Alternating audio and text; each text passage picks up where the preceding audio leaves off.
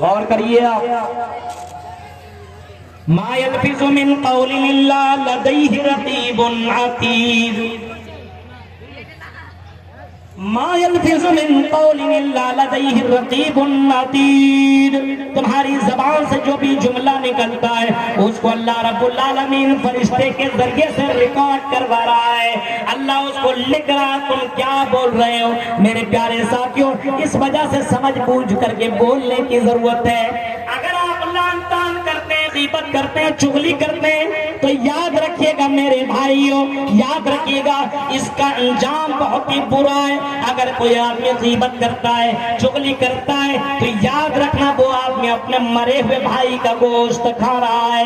ایک آدمی غیبت کر رہا ہے، کسی کے بارے میں برائی بیان کر رہا ہے، اس کے اندر وہ برائی ہے، تب بھی وہ آدمی اتنا بڑا گنہگار ہے کہ زبان کے غلط استعمال کی وجہ سے کیا ہو رہا ہے، وہ اپنے مرے ہوئے بھائی کا وہ گوشت کھا رہا ہے. یہاں تک کہ اللہ کے نبی صلی اللہ علیہ وسلم نے جب جنت و جہنم کو دیکھا اور جنت و جہنم کو دیکھ کر کے آئے تو اللہ کے نبی فرماتے ہیں رائت النار، اے میرے صحابہ میں نے جہنم کو دیکھا ہے اور جہنم میں نے عورتوں کو زیادہ تر جلتے ہوئے پایا ہے. صحابہ پوچھتے ہیں اللہ کے نبی، صحابیہ بھی پوچھتی ہیں اللہ کے نبی بتائیے عورتیں جہنم میں کیوں زیادہ جل رہی تھی. اللہ کے نبی نے جواب دیا اس وجہ سے زیادہ جل رہی تھی تکثرن اللعن، وہ لعن طعن زیادہ کرتی ہیں. جلسوں میں دیکھیے عورتوں کی تعداد بھی زیادہ ہے اور کیا کر رہی ہے، بیٹھی ہوئی، ارے یہ کپڑے، یہ چوڑیاں، یہ اور اس کے بارے میں اس کے بارے میں صرف لعن طعن.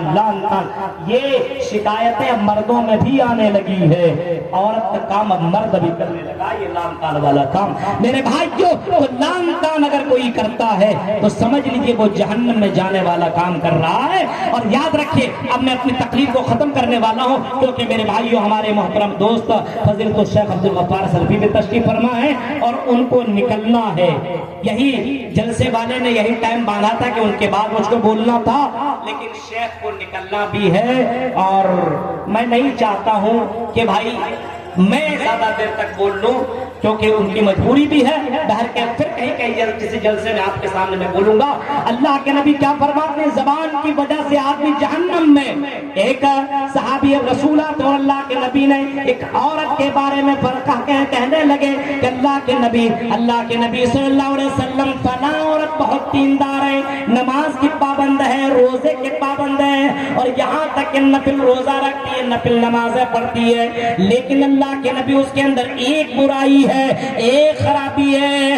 اللہ کے نبی پوچھتے ہیں وہ کون سی برائی ہے؟ صحابی کہتے ہیں اللہ کے نبی اس کی زبان بہت گندی ہے، یعنی اس کی زبان سے اس کے پڑوسی محفوظ نہیں ہے، اس کی زبان سے اس کے ارد گرد والے لوگ بہت پریشان رہتے ہیں، وہ گالی دیتی رہتی ہے، پریشان کرتی رہتی ہے. اللہ کے نبی فرماتے ہی فی النار، وہ عورت جہنم کے اندر جائے گی. زبان کے غلط استعمال کی وجہ سے آپ دیکھ رہے ہیں کہ ایک نمازی، دیندار، روزہ، یہ سب کچھ کرنے والی کہاں جا رہی ہے؟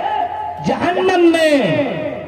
اور یہی زبان کا صحیح استعمال کرنے والی کم نماز پڑھتی ہے، یعنی نماز پڑھتی ہے، فرض نمازیں پڑھتی ہے، نفل نہیں. فرض روزہ رکھتے، نفل روزہ نہیں رکھ رہی ہے. اللہ کے نبی سے پوچھا کہ اللہ کے نبی کیا وہ عورت جنت میں جائے گی؟